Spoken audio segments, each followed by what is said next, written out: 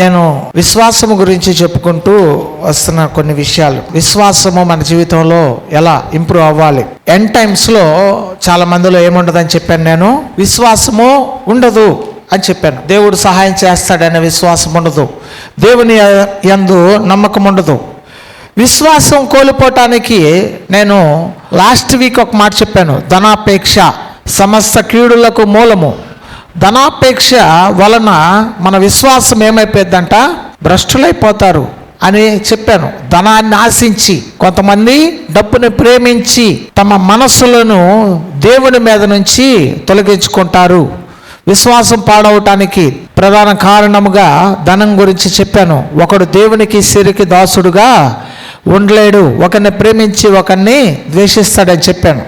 ఇవాళ ఫెయిత్లో ఒక విషయం మనం మాట్లాడుకుందాం. మన విశ్వాసాన్ని బాగు చేసుకోవాలి అంటే మన జీవితంలో కొన్ని మనం సరిదిద్దుకోవాల్సిన అంశాలు ఉంటాయి. ఏం సరిదిద్దుకోవాలి మన జీవితంలో?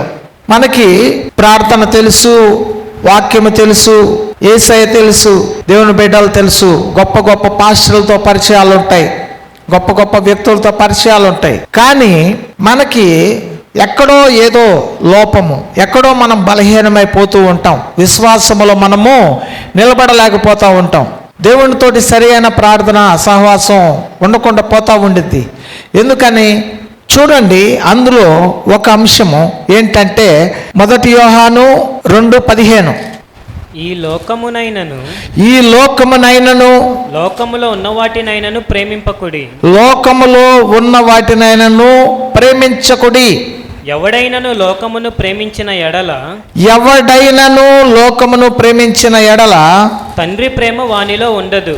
ఓకే, మనము దేవునితోటి బాగా నేను దేవునితో కలిసి నడవాలి అని అనుకుంటే, ఎవడైనా లోకముతోటి ఏమన్నాడు, ఎక్కువగా ఇంటిమెసీ కలిగి ఉండి లోకాన్ని ప్రేమిస్తే ఏం జరిగిద్దంట, తండ్రి ప్రేమ వానిలో ఉండదు అని చెప్తున్నాడు. ఓకేనా? లోకాన్ని ప్రేమించకూడదు, లోకమునైనను లోకములో ఉన్న వాటినైనను ప్రేమించకూడదు. తర్వాత చదువు వచ్చారు. లోకములో ఉన్నదంతయు అనగా శరీర ఆశయు నేత్ర ఆశయు జీవపు డంబమును తండ్రి వలన పుట్టినవి కావు. ఓకేనా? 3 ఉన్నవి. ఒకటి శరీరము యొక్క ఆశ, రెండోది నేత్రము యొక్క ఆశ, మూడోది జీవపు డంబము. ఈ మూడిటికి ఇంకొక ప్లేస్లో అబ్రివేషన్ వేరుగా ఉండిద్ది. ఏముండిద్ది? స్త్రీ వ్యామోహము, ధనాపేక్ష, అధికార వ్యామోహం. జీవపు డంబం అంటే ఏంది? మన గురించి గొప్పగా అనుకోవాలి. స్త్రీ వ్యామోహము లేదంటే పురుష వ్యామోహము. నేత్రాశ అంటే ఏంటి? ధనాపేక్ష. ఓకేనా?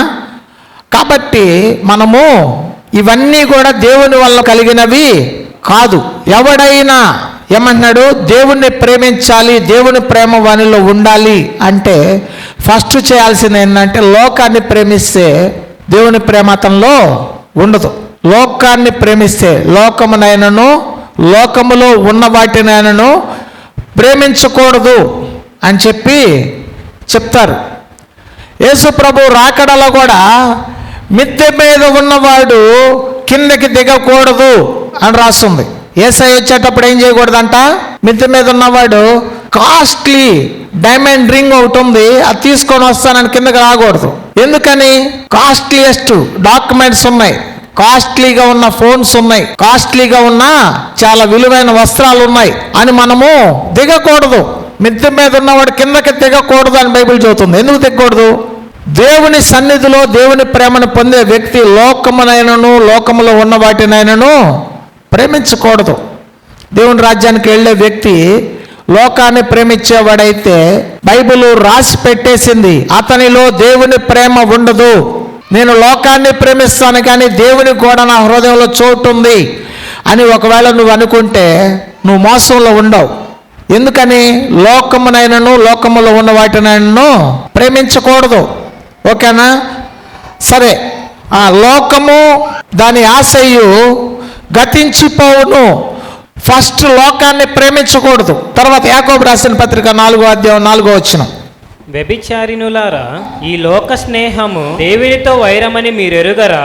ఓకేనా? వ్యభిచారుణులారా, ఈ లోక స్నేహము దేవునితో వైరమని మీరు ఎరగరా? ఈ లోకము తోటి స్నేహము చేస్తే ఏం చేసినట్లంట? దేవునితోటి నువ్వు యుద్ధం పెట్టుకున్నట్టు అని అర్థం చెబుతున్నాడు. యాకోబు రాసిన పత్రిక 4:4 దాని కింద వచ్చిన చదువు, దాని కింద వరుస. కాబట్టి ఎవడు ఈ లోకముతో స్నేహము చేయగోరునో, ఎవడు ఈ లోకముతో స్నేహము చేయగోరునో వాడు దేవునికి శత్రువగును. వాడు దేవునికి శత్రువు అవుతాడంట. ఎవడైతే ఈ లోకముతో స్నేహం చేయాలి అని అనుకుంటాడో వాడు దేవునికి ఏమవుతాడంట? ఫస్ట్ లోకాన్ని ప్రేమించకూడదు, రెండోది ఏంటి? లోకంతో స్నేహము చేయకూడదు. చేస్తే ఏమైంది? దేవునితోటి నువ్వేమవుతావు? శత్రువు అవుతావు. ఎందుకు నేను ఈ మాటలు చదువుతున్నానంటే, లోకముని నువ్వు ప్రేమిస్తే దేవుని ప్రేమ నీ లోపల ఉండదు. లోకముతో నువ్వు స్నేహం, ఫ్రెండ్షిప్ చేస్తే దేవుని యొక్క ఉద్దేశం నీ జీవితంలో నెరవేర్చకపోగా దేవునికి వ్యతిరేకంగా నువ్వు జీవించడం ప్రారంభిస్తావు. దేవునికి నువ్వు శత్రువు అవుతావు. మనం ఎన్నిసార్లు దేవునికి శత్రువు అయి ఉన్నామో చూసుకోవాలి. మనము దేవునికి శత్రువులుగా ఉన్నామా లేక దేవునికి స్నేహితులుగా ఉన్నామా అనేది మనల్ని మనం ప్రశ్నించుకోవాలి. అబ్రహాము ఏం చేశాడు? నేను నీకు చూపించే దేశానికి నీ స్వజనులను, నీ బంధువుల్ని, నీ ఇంటిని, సమస్యని విడిచిపెట్టి బయటికి రమ్మని చెప్పినప్పుడు అబ్రహాము దేవుని మాటకు లోపడ్డాడు. కాబట్టి అబ్రహాముకి ఏమని పేరు? దేవునికి స్నేహితుడని పేరు. ఎందుకని? లోతు విషయంలో ఏమంటాడు? నా స్నేహితుడైన అబ్రహాముతో నేను చేయబోనది చెప్పకుండా దాచుదునా అనుకొని, నేను సొదొమ గొమొర్రా పట్టణంలో ఎక్కువగా పాపం ఉందని నాకు వినపడింది, నేను వెళ్ళి అలాగ జరుగుతుందో లేదో చూస్తాను అని చెప్పాడంట. అంటే స్నేహితుడు. ఏదన్నా జరగాలంటే ఫస్ట్ ముందు ఎవరికి చెప్పాలంట? ఫ్రెండ్స్ అయితే ఏం చెప్పుకుంటారు? ప్రతి విషయం షేర్ చేసుకుంటారు కదా. అలాగే తన సేవకులైన ప్రవక్తలకి ఆయన చెప్పకుండా ఏమీ చేయడు అని బైబిల్ చెబుతుంది. ఈ లోకముతోటి మనం ఏమనుకుంటామంటే, స్నేహము చేసేసి మనము దేవునితో కూడా స్నేహం చేస్తాము అని అనుకుంటే అది అసంభవం. నేను మీకు ఒక చిన్న ఎగ్జాంపుల్ చెప్తాను.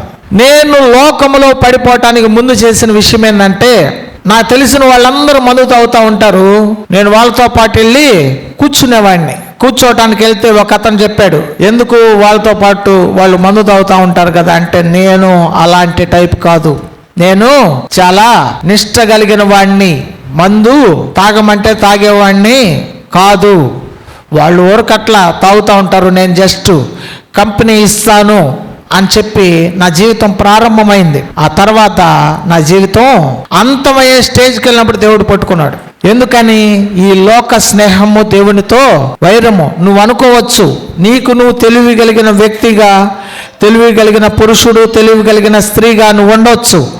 లోకంలో ఉన్న వాళ్ళతోటి నేను ఫ్రెండ్షిప్ చేసి నన్ను నేను సస్టైన్ చేసుకోగలను అని నీవు అనుకోవచ్చు. కానీ అది జరిగే పని కాదు. మనం అనుకోవచ్చు, వాళ్ళేదో చేస్తారు, నేను ఊరక మాట్లాడుతున్నాను. ఒక వ్యక్తి లోకానికి కనెక్ట్ అయి ఉండి, నువ్వు దేవునితోటి కనెక్ట్ అయి ఉన్న వ్యక్తివైనా అతనికి లోక సంబంధమైన వ్యక్తులతో పరిచయం ఉంటే, నువ్వు ఆ వ్యక్తితో కనెక్ట్ అయినా సరే నీ ఆత్మీయ జీవితం పాడైద్ది. తెలుసా మీకు? నేను చెప్పింది మీకు మరలా చెప్తున్నాను, అర్థం చేసుకోండి. ఒక వ్యక్తి లోకానుసరమైన జీవితంలో ఉన్నప్పుడు, అంటే లోకానుసరమైన వ్యక్తులతో పరిచయం కలిగి ఉన్నప్పుడు, నీవు దేవునికి సంబంధించిన వ్యక్తివైనా సరే నువ్వు వాళ్ళతోటి కలిసి సహవాసం చేసినప్పుడు నీ ఆత్మీయ జీవితం పాడైపోయింది.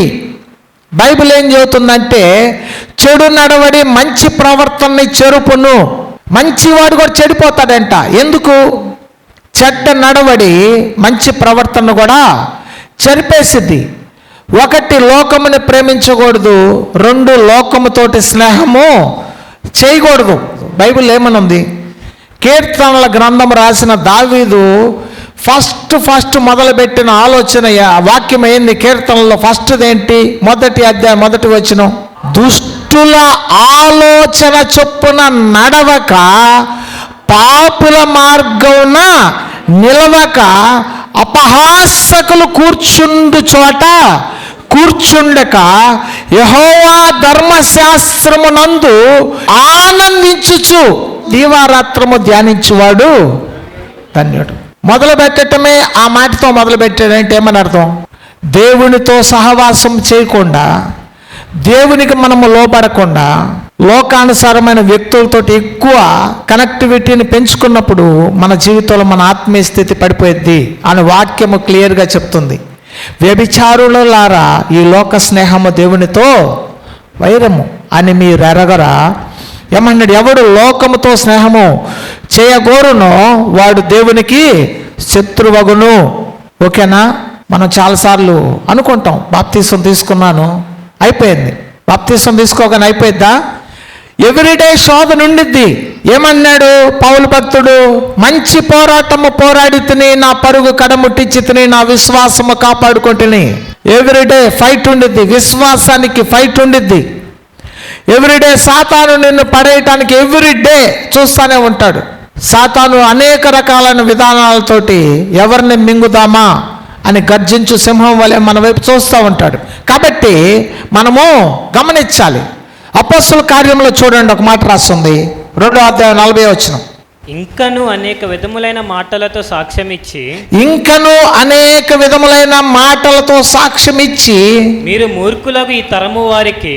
ఎలాంటి తరం అంట? ఈ తరము మూర్ఖులైన ఈ తరము వారికి వేరే రక్షణ పొందుడని.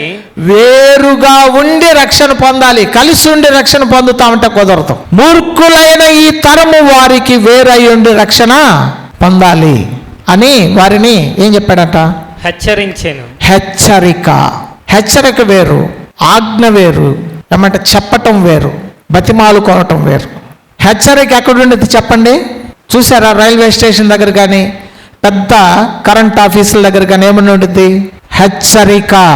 ఏమైంది? తగిలితే మాడి మసైపోతావు, జాగ్రత్తగా ఉండు అని అర్థం. ఎందుకని హెచ్చరిక? హెచ్చరిక బైబిల్లో వచ్చిందంటే very very very very important అని అర్థం. మూర్ఖులైన ఈ తరము వారికి వేరుగా ఉండి రక్షణ పొందమని హెచ్చరించాడంట. దేవుడు మనల్ని హెచ్చరిస్తున్నాడు. కాదు కాదు, అదేం కాదు, ఆ వ్యక్తి మంచోడే, కానీ సాతాను మంచివాడు కాదు. అతనితోటి ఫ్రెండ్గా ఉన్న సాతాను మంచివాడు కాదు. ఆ వ్యక్తి మంచోడు అవ్వచ్చు, ఆ స్త్రీ ఆ పురుషుడు మంచోడు అవ్వచ్చు, కానీ అతనితోటి సహవాసం చేస్తున్న సాతాను మాత్రం మంచోడా కాదు. అది మనం గమనించాలి. ఎందుకని? మీకు ఇప్పుడు యెరూషలేము దేవాలయం ఉంది కదా, అసలు దేవుని ఆలయాన్ని కట్టింది సొలొమోను, దానికోసం సిద్ధపరిచింది దావీదు. అయితే చివరికి సొలొమోను ఏమైపోయాడు? చూడండి, 1 రాజులు 11:3. అతనికి 700 మంది రాజకుమారులైన భార్యలను 300 మంది ఉపపత్నులను కలిగి ఉండిరి. అతని భార్యలు అతని హృదయమును త్రిప్పివేసిరి.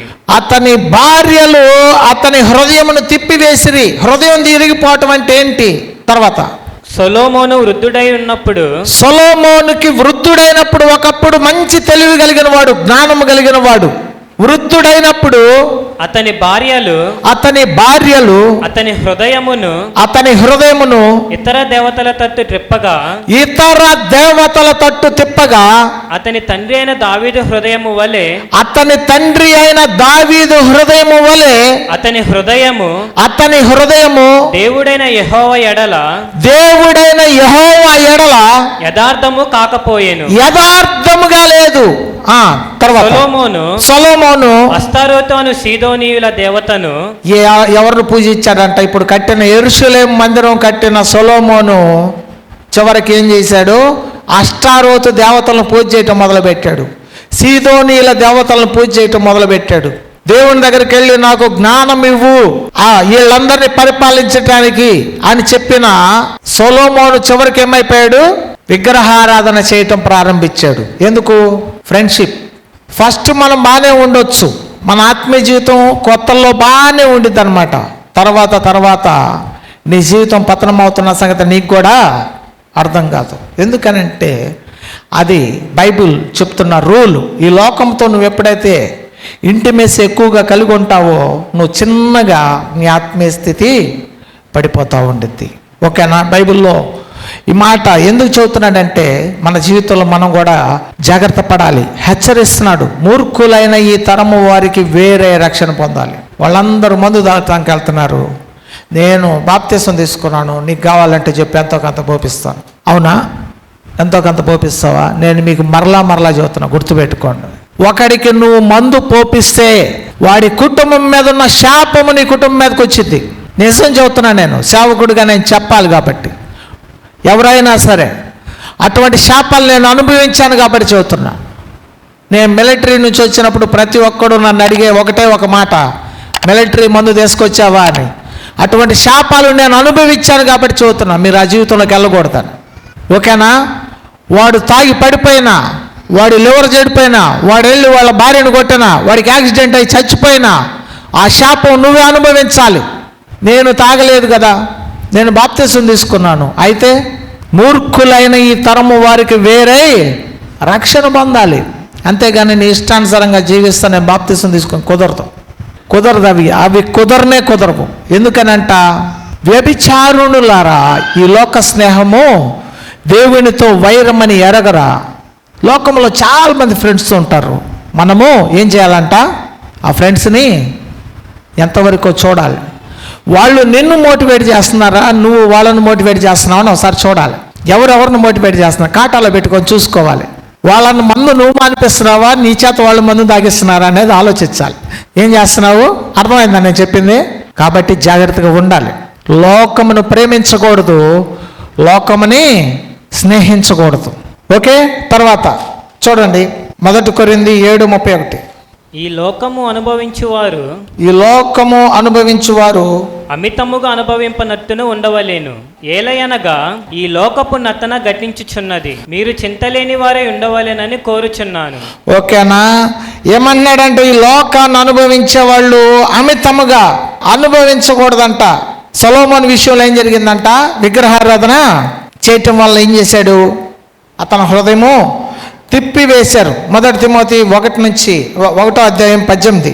నా కుమారుడవైన తిమోతి, నీవు విశ్వాసమును మంచి మనస్సాక్షి కలిగిన వాడవై నిన్ను గురించి ముందుగా చెప్పబడిన ప్రవచనముల చొప్పున ఈ మంచి పోరాటము పోరాడవలెనని వాటిని బట్టి ఈ ఆజ్ఞను నీకు అప్పగించుచున్నాను. అట్టి మనస్సాక్షిని కొందరు త్రోసివేసి విశ్వాస విషయమై ఓడబద్దలైపోయిన వారి వలె చెడి ఉన్నారు.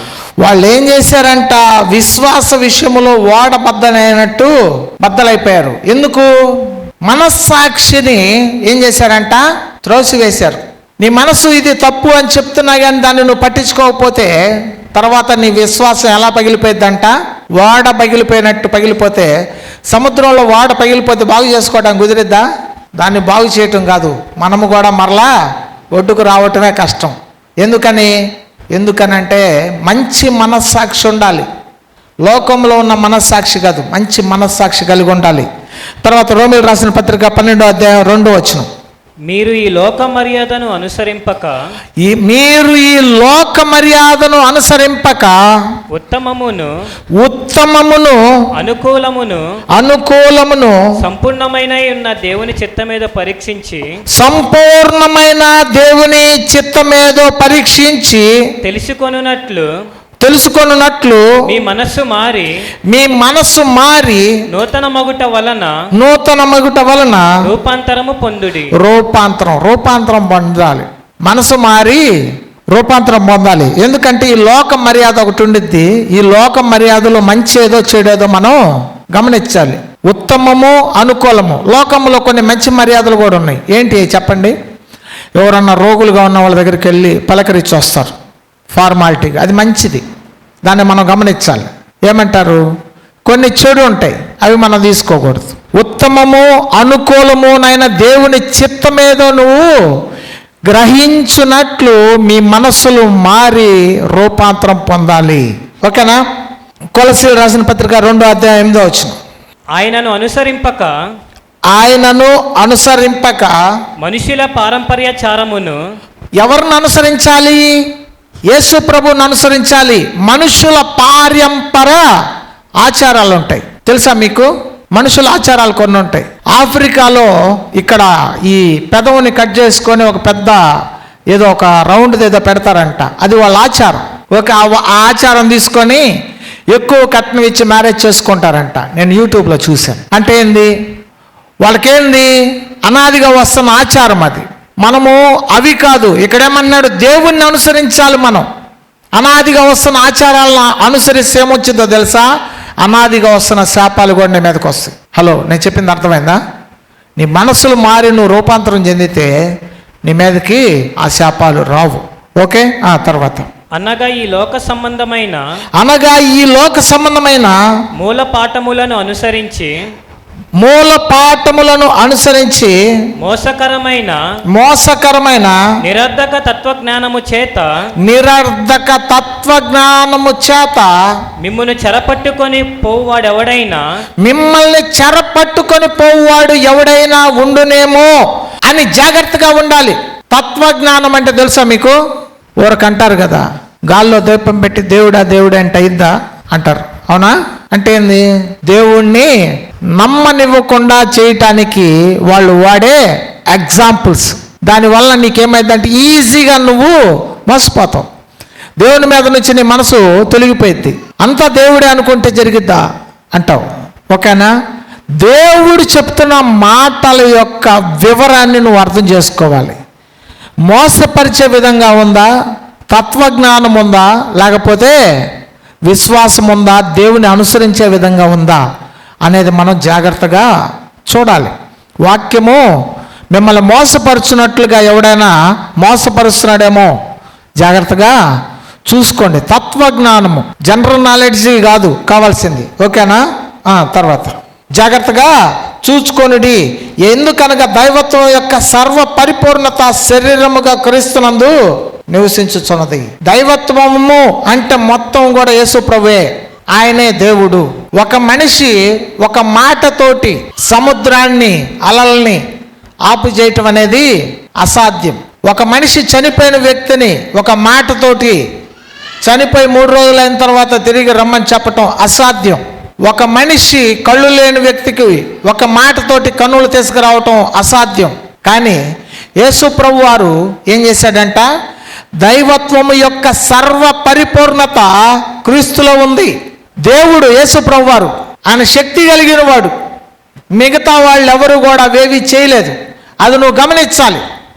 ఎందుకంటే చాలామంది ఏం చేస్తారు, వాళ్ళు తెలివిగా మాట్లాడతారు, కానీ దేవుడు చేసినటువంటి అద్భుత కార్యాలు ఎవరు కూడా చేయలేదు. బైబిల్ ఏమని రాస్తుందంటే, యేసు ప్రభు గురించి ఆయన చేసిన కార్యములు రాయటకు భూమి మీద ఉన్న గ్రంథములు సరిపోవు అని రాస్తుంది. లోక మర్యాదని అనుసరించకూడదని చెప్పాము, లోకాన్ని ప్రేమించకూడదని చెప్పాము, లోక స్నేహము చేయకూడదని చెప్పాము. ఓకేనా? లోకముతో ఏమన్నారు, కొంతమంది పెళ్ళిళ్ళు చేసుకునేటప్పుడు ఏం చూసి చేసుకుంటారు, ఉద్యోగం ఉంది పర్వాలేదు కానీ ఉద్యోగము మంచి వెల్ సెటిల్డ్ అని అనుకొని సంబంధాలు ఇచ్చి చేస్తారు. సొలొమోను లాంటి గొప్ప భక్తుడే విగ్రహారాధన చేయాల్సి వచ్చింది. మందిరం కట్టి అందరినీ మొక్కమని చెప్పిన సొలొమోనే తిరిగి విగ్రహాలకు మొక్కే పరిస్థితికి వచ్చాడు. ఎందుకని? నువ్వు చేసుకునే వ్యక్తులైనా, వివాహం చేసుకునే పురుషులైనా స్త్రీలైనా, మీరు సంబంధాలు కలుపుకునే వాళ్ళైనా ఎవరై ఉండాలి? దేవుని బిడ్డలై ఉండాలి.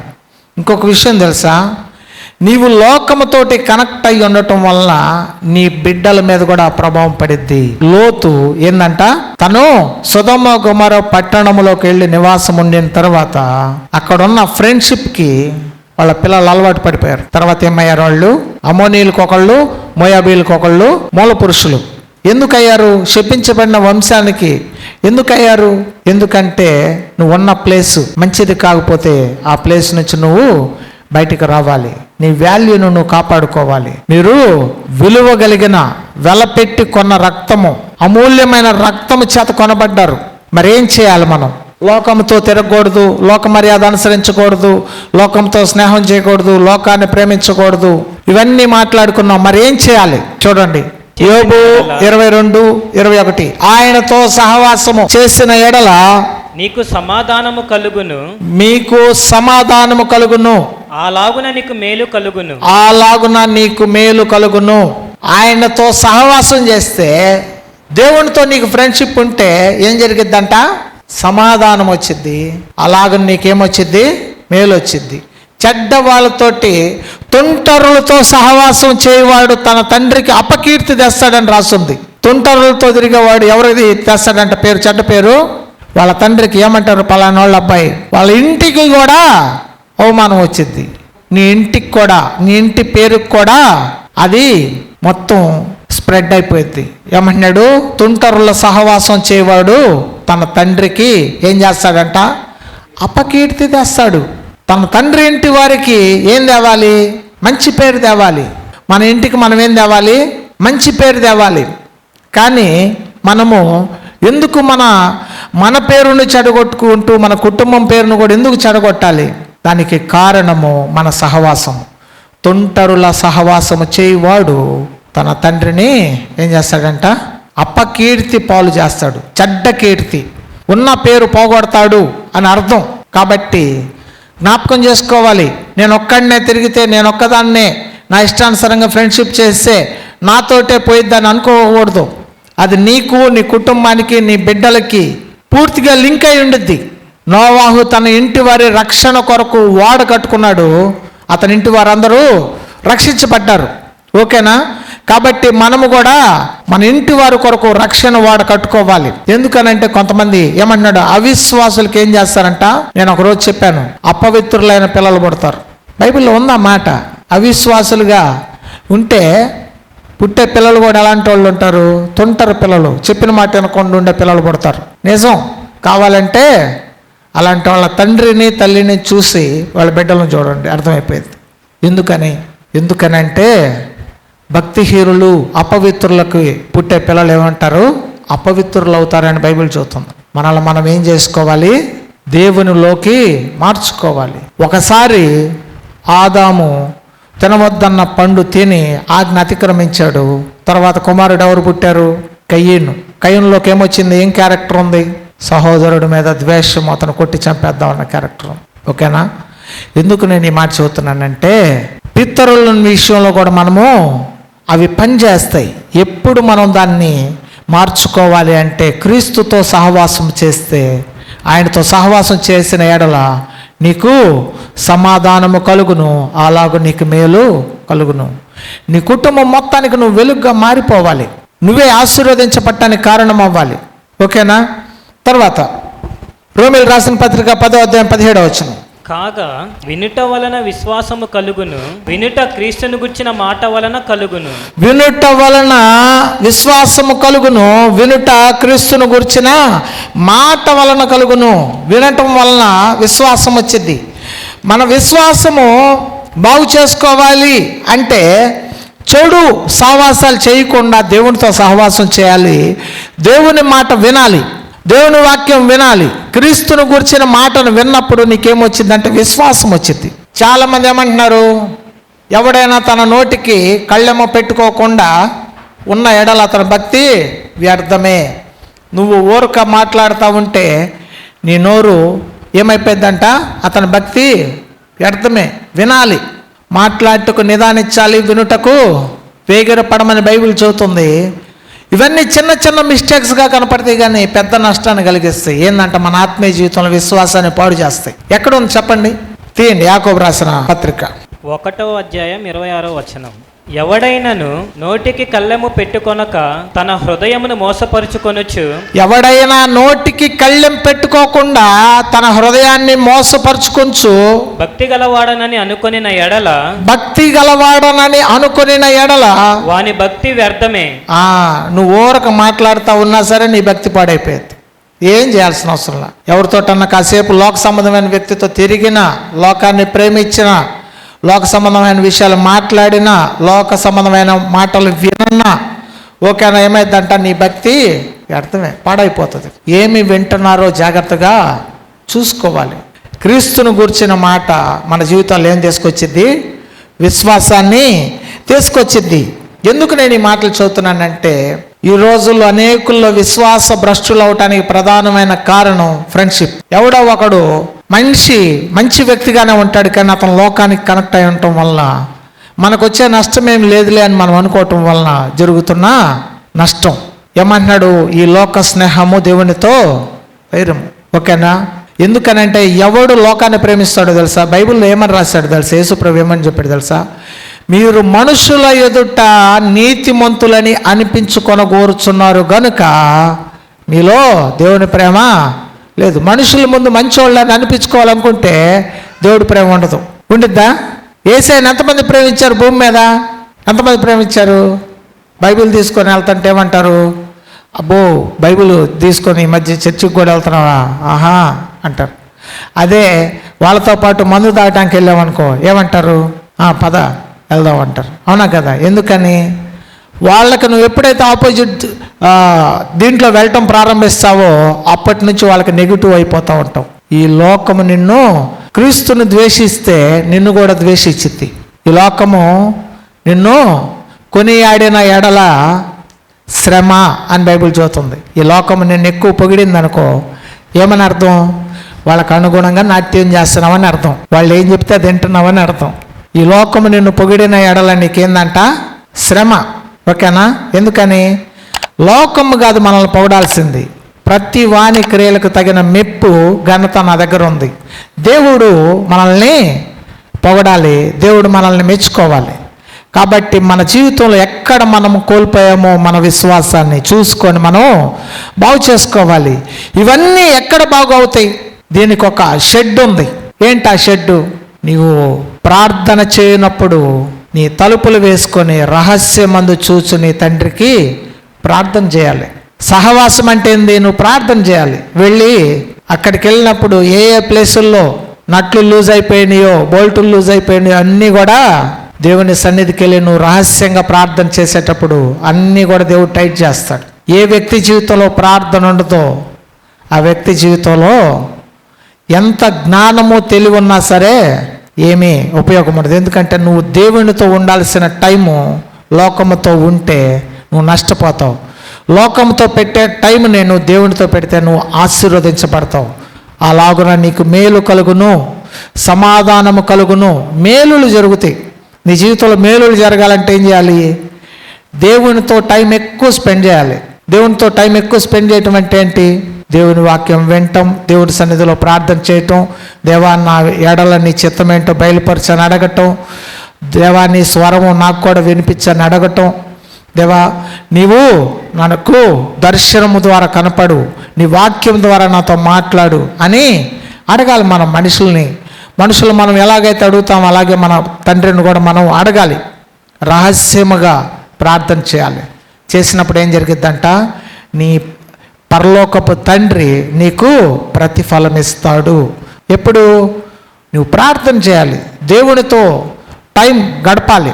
నీకు ఎన్నున్నా సరే, పరిచర్య ఉంది, భక్తి ఉంది, వాక్యం తెలుసు, అన్నీ తెలుసు, కానీ నీకు దేవునితో టైం లేదనుకో నీకు వేస్టే. అన్నీ నీ భక్తి వ్యర్థమే.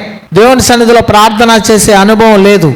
రహస్యంగా చేయాలి. ప్రార్థన ఎలా చేయాలి? రహస్యముగా ప్రార్థన చేస్తే దేవుడు నిన్ను బహిరంగంగా గణపరుస్తాడు. రహస్యంగా చేసిన ప్రార్థన బహిరంగ ఘనతను తీసుకొని వచ్చింది.